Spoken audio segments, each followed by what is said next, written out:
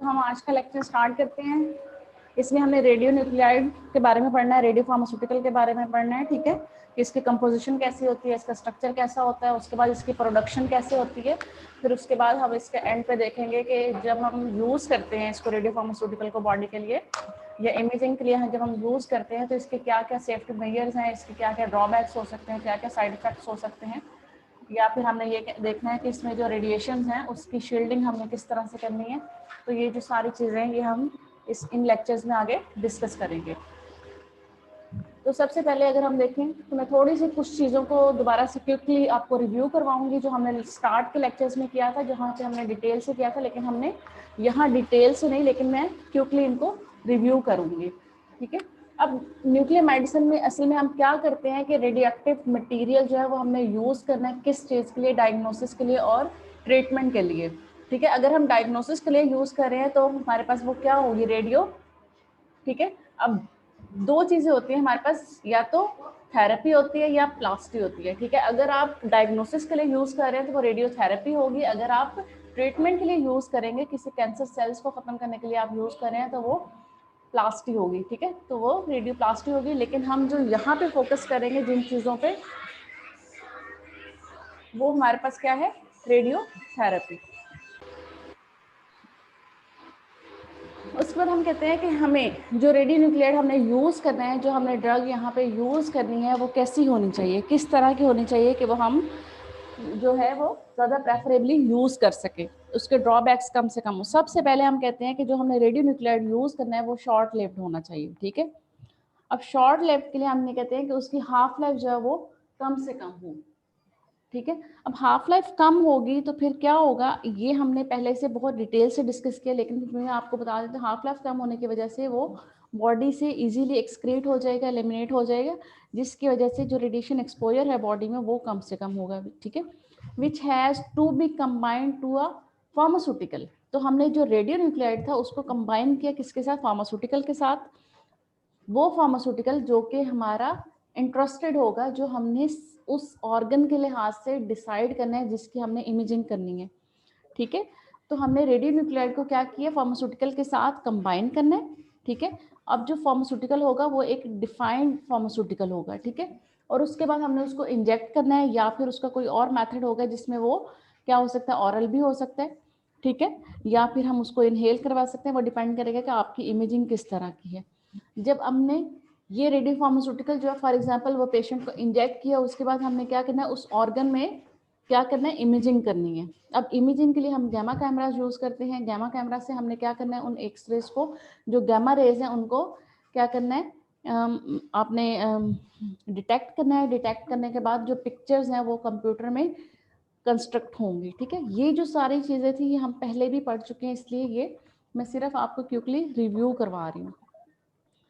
In amount of पिकोमोलर concentration, ठीक है, thus not having any effect on the process of being studied। अब हमारे पास जो कंसंट्रेशन होगी, जो रेडियो न्यूक्लियाइड की कंसंट्रेशन है, वो डिपेंड करेगी कि आप कौन सी इमेजिंग कर रहे हैं, आपने कौन सा प्रोसेस करवाना है, ठीक है, और आपने डायग्नोसिस क्या करना है, ठीक है। ये डिपेंड उस चीज़ पे करेगा, वो कंसंट्रेशन जो है। अब वो कंसंट्रेशन किस तरह से होगी कि टोटल जो रेडियो न्यूक्लियाइड की कंसंट्रेशन है वो टोटल कितने वॉल्यूम में है, ठीक है, कि वो नॉर्मल स्लाइन के साथ है या फार्मास्यूटिकल के साथ जो हम उसको कंबाइन कर रहे हैं, तो उसके दरमियान उसकी कितनी कंसंट्रेशन है, उस चीज़ पे डिपेंड करेगा कि उसका इफेक्ट क्या होगा। हमें कितनी कंसंट्रेशन जो है वो पेशेंट को, कितनी उसकी जो अमाउंट है वो पेशेंट को इंजेक्ट करनी होगी। अब हम कहते हैं जो रेडियो फार्मास्यूटिकल्स हैं वो क्या है। Radio pharmaceuticals are a group of pharmaceutical drugs which have radio activity, कि ये वो ड्रग है तो ये फार्मास्यूटिकल की ही, लेकिन ये वो ग्रुप है जिसमें रेडियो एक्टिविटी प्रेजेंट होती है, ठीक है। अब इसको हम डायग्नोस्टिक पर्पस के लिए यूज कर सकते हैं या फिर थेराप्यूटिक के लिए। अब जो डायग्नोस्टिक पर्पस होता है वो है गैमा रेस, और जो थेराप्यूटिक के लिए होता है वो अल्फा और बीटा रेस, ठीक है। तो ये हमारे पास दो पर्पस होते हैं। उसके बाद हम कहते हैं कि हमारे पास इसकी कंपोजिशन किस तरह की है। जिसको हम पढ़ रहे हैं, जो रेडियो फार्मास्यूटिकल है उसकी कंपोजिशन कैसी होती है। A radio isotope that can be injected safely into the body, कि ये इस तरह की कंपोजिशन इसकी होनी चाहिए, इस तरह का आइसोटोप ये होना चाहिए जिसको हम इजीली या सेफली, जो बॉडी के लिए सेफ हो उसको हम बॉडी में इंजेक्ट कर सकें। ठीक है, पहली बात। दूसरी हम कहते हैं कि a carrier molecule which deliver the isotope to the area. Area means कि वो ऑर्गन जहां, जिसके लिए हमने स्पेसिफिकली इस रेडियो फार्मास्यूटिकल को, रेडियोएक्टिव मटेरियल को इंजेक्ट किया है। तो इस कैरियर मॉलिक्यूल ने क्या करना है, उस आइसोटोप को उस एरिया में जाके डिलीवर करना है। तो डेफिनेटली फिर वहां पे एक्यूमुलेशन होगी। जब एक्यूमुलेशन होगी तो हम वहां से, उस ऑर्गन से रेडिएशंस को पिक करके एक पिक्चर बनाएंगे अपने पास। ठीक है, जो हमारे पास फिर डायग्नोसिस के लिए काम आती है। अब उसके बाद हम कहते हैं ये जो न्यूक्लियाइड है, जिसको हम रेडियो न्यूक्लियाइड कहते हैं, ये कौन से हैं, ये क्या है, इसकी कंपोजिशन, ये इनका स्ट्रक्चर किस तरह का होता है। This is a particularly nuclear species characterised by its atomic number. ठीक है, अब एटॉमिक नंबर क्या होता है, number of protons plus neutrons. जैसे हम यहाँ पे अगर हम देखें तो हमारे पास कार्बन और सोडियम 2 हैं। ठीक है, 6 और 12 ये हमारे पास एटॉमिक नंबर, एटॉमिक मास होता है। ठीक है, इसी तरह से सोडियम है तो उसका 11 और 23, तो ये डिफरेंट आइसोटोप्स हैं। ठीक है, अब आइसोटोप्स क्या होते हैं, these are nuclides with same atomic number but different atomic mass. ठीक है, कि एटॉमिक नंबर जो है वो तो सेम होगा लेकिन जो मास नंबर होगा वो डिफरेंट होगा, तो फिर आइसोटोप। ठीक है, जैसे हम कहते हैं हाइड्रोजन के 3 आइसोटोप्स हैं, कार्बन के 5 आइसोटोप्स हैं।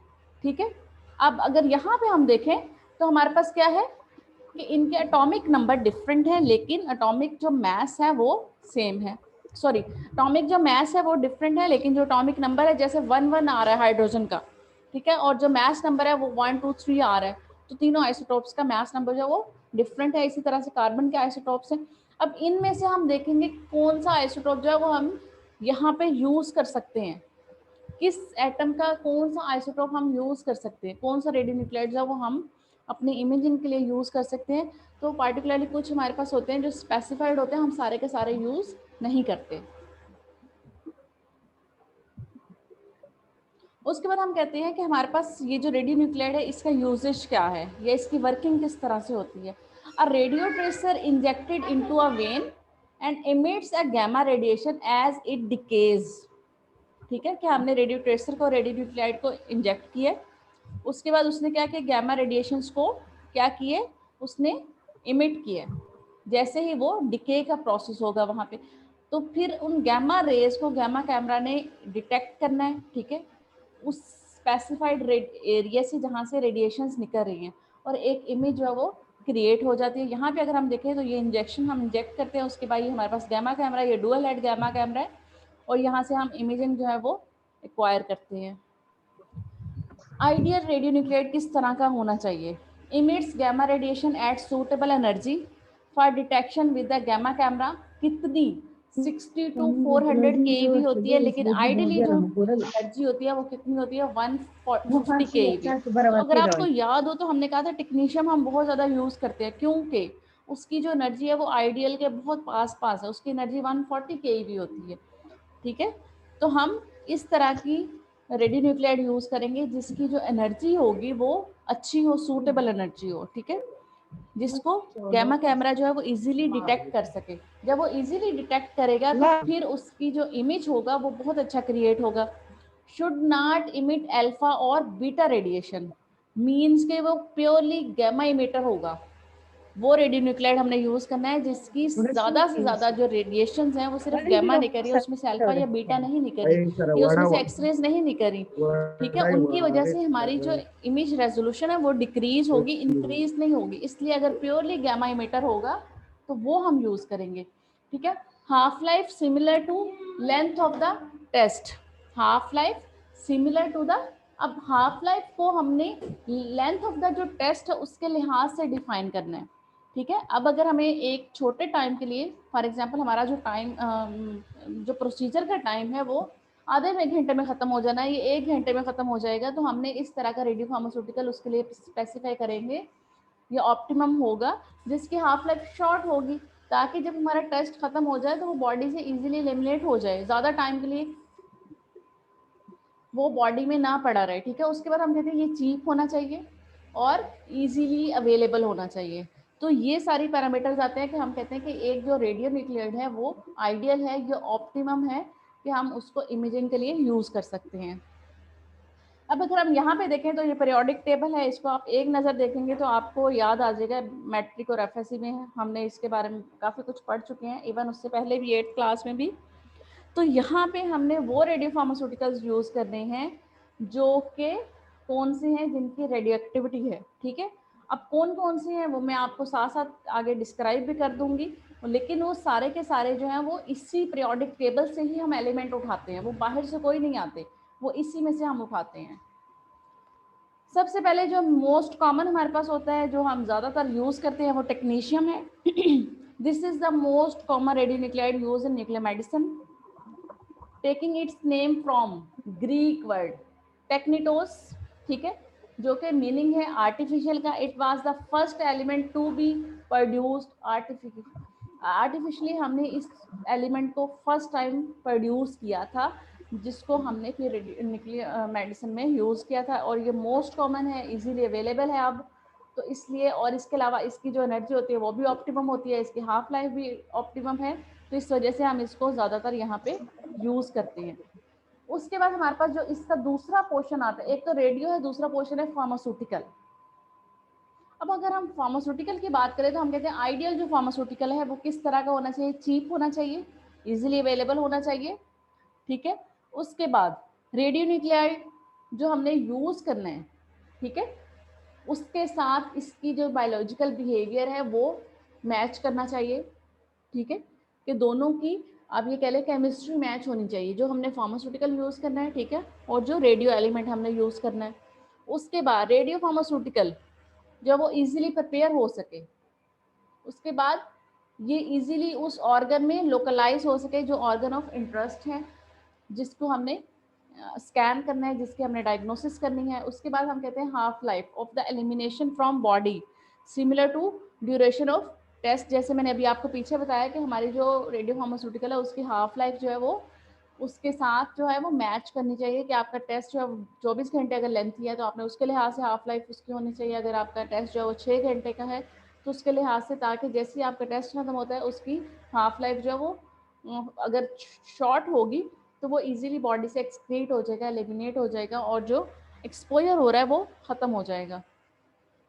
अब अगर हम यहाँ पे देखें तो ये कुछ एग्जांपल्स हैं जो हम as a radio pharmaceutical use करते हैं। अगर हम यहाँ पे देखें तो टेक्नीशियम 99M पर टेक्नीटेट, ये क्या है। अब यहाँ पे जो टेक्नीटेट है ये फार्मास्यूटिकल एलिमेंट है, जो टेक्नीशियम है ये रेडियो एलिमेंट है, ठीक है। अब जब हम पर टेक्नीटेट के साथ इसको कंबाइन करते हैं तो हम थायराइड सेंटीग्राफी कर सकते हैं, स्लाइवरी ग्लैंड की कर सकते हैं, मिक्कल्स डाइवर्टिकुलम सेंटीग्राफी कर सकते हैं। अब हम FDG पेट, अगर 18 FDG पेट की बात करें तो ये हम पेट स्कैन्स के लिए यूज़ करते हैं, ठीक है, जो 18 FDG है। अब ये वाला जो एलिमेंट है ये हम सिर्फ रूटीन में पेट के लिए या फिर ट्यूमर इमेजिंग के लिए यूज़ करते हैं, हम इसको थायराइड के लिए नहीं यूज़ कर सकते, इसको हम स्लाइवरी के लिए, क्योंकि हमने ऑर्गन के लिहाज से इनको मैच करना होता है, इनकी केमिस्ट्री मैच करनी होती है, इनकी हर चीज़ देखनी होती है कि वो इसके लिए ऑप्टिमम है या नहीं। उसके बाद जैसे हम यहाँ पे देखें तो ये टेक्नीशियम 99M मीबी, तो इसका ये मतलब है कि ये मीबी जो ये फार्मास्यूटिकल एलिमेंट है और जो टेक्नीशियम 99M ये रेडियो।